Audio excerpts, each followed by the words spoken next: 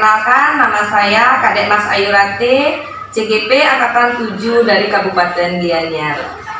Selamat pagi saya ucapkan kepada Bapak Fasilitator dan Ibu Pengajar Praktek, Ibu Niketut Mertami. Hari ini saya akan mewawancarai Ibu Niwayan Budiase selaku Kepala Sekolah SD Negeri 3 Singapadu terkait dengan tugas demonstrasi kontekstual tentang pengambilan keputusan. Nah, baiklah, wawancara hari ini saya mulai dengan Ibu Kepala Sekolah. Ya, selamat pagi Ibu. Selamat pagi. Iya, gimana kabarnya ini? Sehat. Sehat. Wah, mantap sekali ya. Maaf mengganggu waktunya Ibu ya. Hari ini saya mendapatkan tugas dari PDP tentang mewawancarai kepala sekolah terkait dengan pengambilan keputusan. Ya, bisa kita mulai wawancara hari ini? Bisa. Oke, saya awali dengan pertanyaan pertama ya Ibu ya. Tentunya selama Ibu jadi kepala sekolah ya, adakah Ibu memiliki masalah tentang pengambilan keputusan terkait dengan dilema etika? Yang namanya sekolah ya sama seperti kita sebagai, katakanlah bahasa kasarnya, sebagai manusia sudah pasti ada masalah. Tapi masalahnya ini tergantung apakah tingkat kesukarannya tinggi, mungkin sedang, mungkin rendah, yang harus kita atasi seperti itu. Gitu ya. Bisakah Ibu memberikan satu contoh saja tentang masalah yang Ibu hadapi di sekolah? Salah satu masalah yang pernah Ibu alami, yang pernah dihadapi di sekolah ini, di SD Negeri 3 Singapadu, itu ada salah satu seorang siswa di kelas 5, itu ada namanya Dede. Anak itu memiliki katakanlah anak berkebutuhan khusus, anak inklusi. Anak tersebut memiliki keterbelakangan artinya keterbelakangannya dalam hal ini kurang mampu mengikuti proses pembelajaran yang ada. Nah, dalam hal inilah Ibu dalam hati bertentangan antara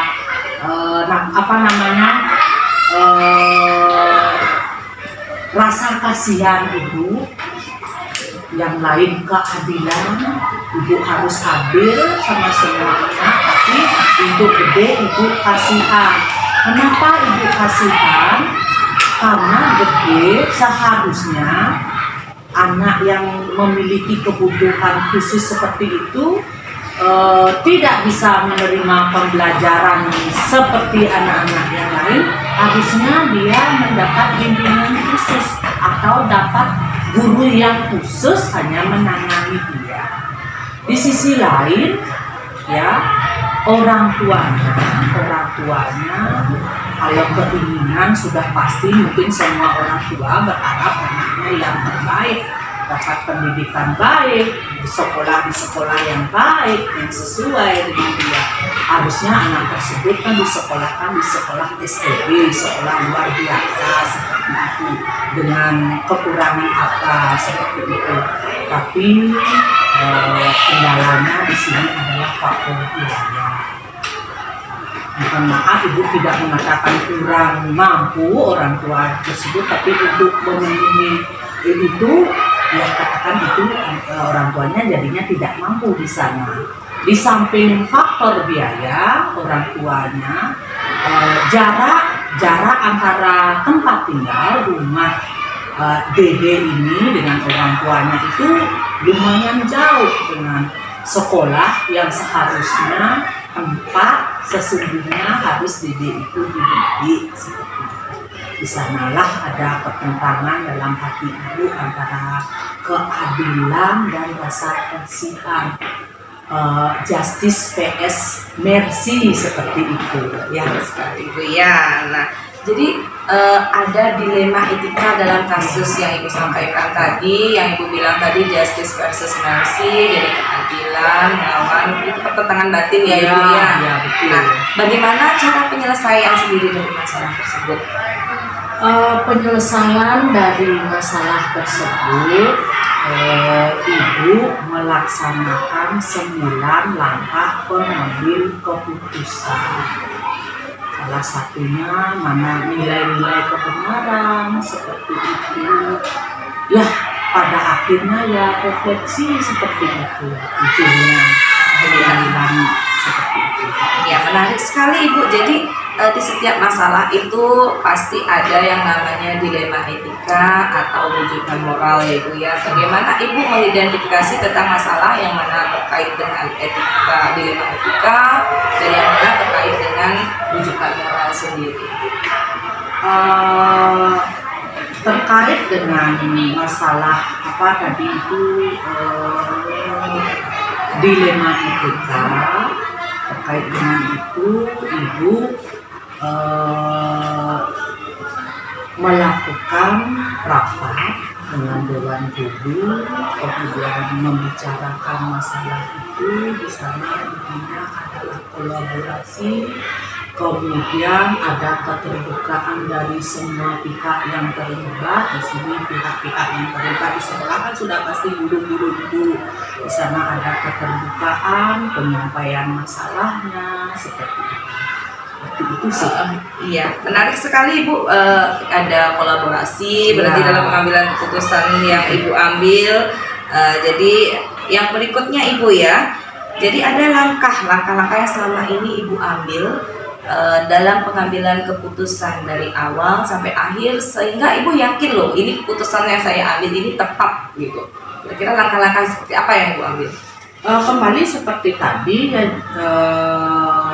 intinya adalah kolaborasi seperti itu, keterbukaan. Langkahnya sudah pasti awalnya kita melaksanakan rapat dulu dengan semua guru, disampaikan permasalahannya, kemudian diambil solusi yang tepat untuk menangani masalah tersebut. Jadi semakin banyak kepala, semakin banyak masukan Ya, gitu ya Ibu ya. seperti itu. Jadi masalah yang diambil juga solusi yang diambil Ya. lebih tepat begitu. Ya, kalau kita berbanyak, pemikiran kita berbanyak, masalah yang ada sama dengan seperti gotong royong, pekerjaan yang berat menjadi lebih ringan seperti itu. Apalagi dengan ya sistem seperti itu, kolaborasi, keterbukaan, jadinya keputusan yang kita ambil lebih bijaksana. Betul.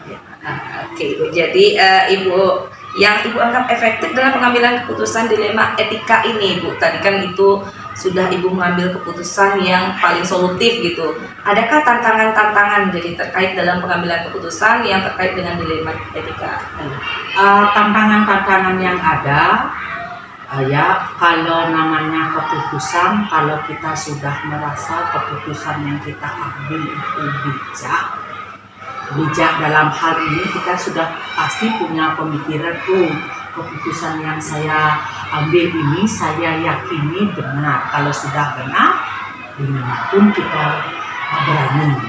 Apalagi keputusan yang kita ambil itu berpihak pada peserta didik, artinya kita memihak pada anak seperti itu. Ya, baik sekali Ibu. Jadi keputusan itu yang saya tangkap tadi adalah ada yang memihak pada anak yang pertama dan dapat dipertanggungjawabkan Ibu. Ya. Jadi faktor yang permudah Ibu mengambil keputusan. Adakah pihak-pihak yang atau apa cara jadi pengambilan keputusan Ibu itu sehingga keputusan Ibu itu menjadi bertanggung jawab untuk semuanya gitu? Seperti tadi, untuk keputusan supaya bisa dipertanggungjawabkan, katakanlah dipertanggungjawabkan bersama, Ibu sebagai kepala sekolah, kemudian guru-guru yang ada, rekan-rekan yang di sekolah, itulah melalui rapat, melalui pembicaraan, perundingan, di sana kembali kolaborasi. Di sana ambil keputusan, disepakati bersama, sehingga itu harus dipertanggungjawabkan kita bersama. Ada jadwalnya enggak Ibu? Jadi jadwal dalam pengambilan keputusan itu? Kalau jadwal sih tertulis tidak ada, ya. ini tergantung dari situasi. Kapan kita menemukan masalah, pada saat itu kita rundingkan, saat itu kita pecahkan, ya. Dalam hal ini intinya sesuai situasi kondisi pada saat itu, ya. Jadi situasional. Ya, Bu. Ya. Oke, nah ini kita sampai di ujung wawancara kita hari ini, Ibu. Jadi pelajaran yang dapat dipetik dari pengambilan keputusan selama Ibu menjadi kepala sekolah itu apa? Mungkin bisa menjadi pengalaman untuk orang lain, terutama saya sendiri. Seperti itu, Ibu. Pengalaman artinya kunci keberhasilan kita menyelesaikan suatu masalah, katakan itu seperti tadi dilema kita misalnya, itu kuncinya adalah kolaborasi, keterbukaan. Dari pengalaman sih itu yang menurut Ibu paling berkesan, paling menjadi kunci keberhasilan keputusan atau penanganan suatu masalah. Oke, ya menarik sekali, Bu, bincang-bincang kita hari ini. Saya mendapatkan banyak sekali masukan dan pencerahan dari apa yang Ibu sampaikan. Mungkin nantinya itu bisa menjadi contoh untuk saya sendiri atau rekan-rekan yang lain dalam pengambilan keputusan, terutama yang menyangkut tentang dilema etika, ya Ibu ya. Terima kasih kembali, Ibu. Saya tutup wawancara hari ini, ya Ibu ya. Baiklah, demikian wawancara saya dengan Ibu Niwayan Budiasih selaku Kepala Sekolah SD Negeri 3 Singapadu yang sudah berjalan dengan lancar hari ini. Terima kasih Bapak Fasilitator, sekali lagi saya ucapkan, dan kepada Ibu PP, Ibu Niwayan Mertami atas pendampingannya. Akhirnya wawancara hari ini saya tutup dengan para mesanti. Om Santi Santi Santi Om.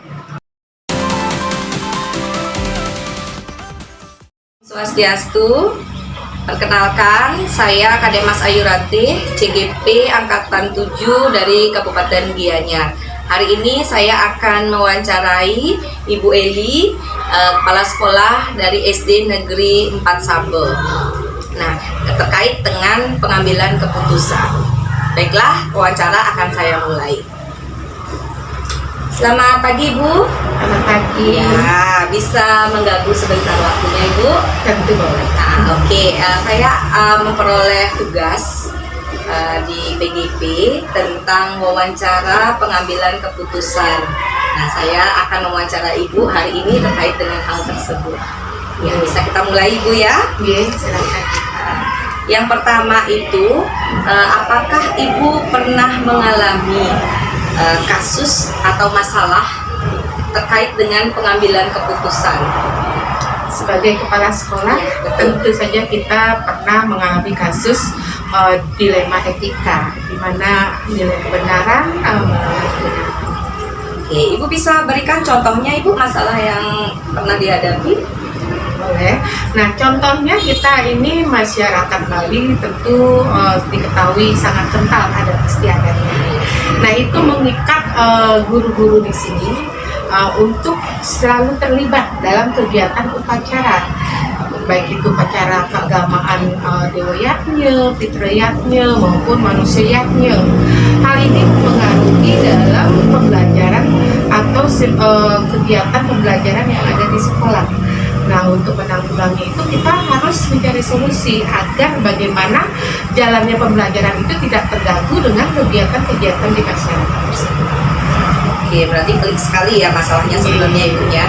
Terus untuk cara penyelesaiannya sendiri itu bagaimana, Ibu? Nah, untuk penyelesaiannya tentunya kita harus pertama menganalisis dulu. Nah, dalam situasi ini kita harus melihat dua kepentingan, yaitu yang pertama yaitu kepentingan di masyarakat sebagai makhluk sosial yang mereka harus terlibat ngayah yaitu di masyarakat. Nah, jika tidak mereka juga akan dikenakan sanksi oleh masyarakat. Tetapi di salah satu sisi mereka adalah seorang guru yang harus melaksanakan kewajibannya, tugas mereka sebagai pengajar di SD ini. Seperti itu. Berarti ada dilema ya? Iya, ada etika dilema. yang Ibu alami di sana. Ya. Oke. Jadi dilema etika apa yang di sana Ibu alami? Nah, berdasarkan apa namanya ya, pengujian paradigma ya, benar melawan benar ini saya lihat yaitu jangka pendek lawan jangka panjang. Kenapa begitu? Jika hal ini dibiarkan terus-menerus akan mengganggu proses pembelajaran, di mana ilmu pengetahuan yang akan diberikan kepada siswa tidak tidak full, artinya tidak komplit, mereka tidak maksimal mereka bisa berikan kepada siswa seperti itu. Itu akan mengganggu pembelajaran yang ada di SD Ya, betul sekali Ibu. Terus bagaimana Ibu dalam mengidentifikasi kasus, tentunya ada beberapa kasus yang termasuk ke dalam dilema etika dan ada yang termasuk ke dalam rujukan moral. Nah, bagaimana Ibu mengidentifikasi antara dua kasus tersebut? Cara saya mengidentifikasinya tentu pertama saya harus mengetahui kepentingan apa atau nilai-nilai kebajikan apa yang ada pada kasus tersebut, nilai-nilai kebajikan yang bertentangan. Kemudian saya juga harus mengetahui situasi mereka, bagaimana situasi mereka di dalam keluarga mereka maupun di dalam masyarakat. Kemudian saya juga harus mencari informasi, fakta-fakta, mengumpulkan fakta-fakta sehingga kita dapat mencari solusi untuk memecahkan permasalahan ini. Oke, baik. Tentunya Ibu sebagai kepala sekolah sudah mengambil beberapa kali keputusan ya Ibu ya. Nah, bagaimana cara menjalankan pengambilan keputusan di sekolah Ibu, terutama dengan kasus-kasus yang sama-sama benar melawan benar ya, itu mengandung nilai-nilai kebajikan. Bagaimana Ibu cara mengatasi? Pertama, kita harus mengenali nilai-nilai kebajikan tersebut. Kemudian kita juga harus selain mengenali, kita juga harus melakukan 9 langkah pengambilan keputusan yang telah kita dapat pada pendidikan guru penggerak. Nah, kemudian setelah itu kita juga harus melihat atau mengikuti aturan-aturan berbasis aturan-aturan yang ada di institusi ini ya. Sebagai seorang ASN, mereka juga memiliki kode etik kan seperti itu. Jadi mereka harus mematuhinya itu. Kemudian kita juga harus memiliki insting atau intuisi kita sendiri dalam mengambil keputusan, tetapi kita juga tidak boleh gegabah. Kita juga harus sharing dengan teman-teman kepala sekolah yang lain, begitu juga dengan teman-teman di sekolah, bagaimana caranya untuk menyelesaikan permasalahan.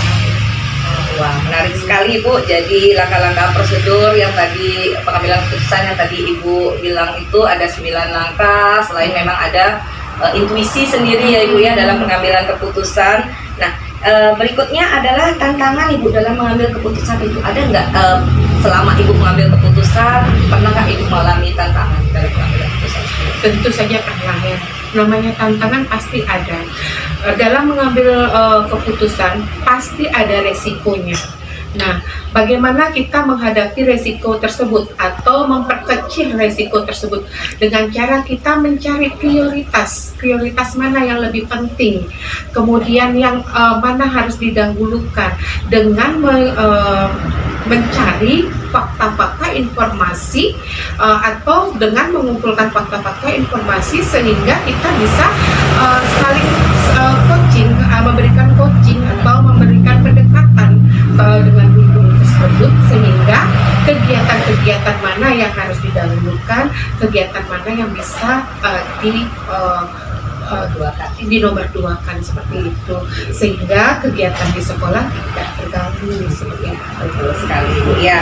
Nah, untuk penyelesaian tentang masalah tersebut, apakah Ibu memiliki jadwal tersendiri atau secara refleks gitu Ibu menyelesaikan masalah tentang pengambilan keputusan ini? Saya tidak pernah memiliki jadwal untuk menyelesaikan permasalahan karena saya tidak ingin menunda-tunda permasalahan. Jadi situasional lah seperti itu. Jadi jika ada permasalahan hari ini, maka saya akan menyelesaikan hari ini supaya tidak jadi pikiran yang berlarut-larut seperti itu. Walaupun tidak pada jam yang sama, tetapi permasalahan hari ini harus selesai hari ini juga. Jadi tidak ada beban pikirannya, ya. Oke, berarti tidak ada jadwal khusus ya Ibu ya. Tidak Jadi ada kalau jadwal masalah, khusus. diselesaikan secara kekeluargaan begitu Ibu ya. Iya.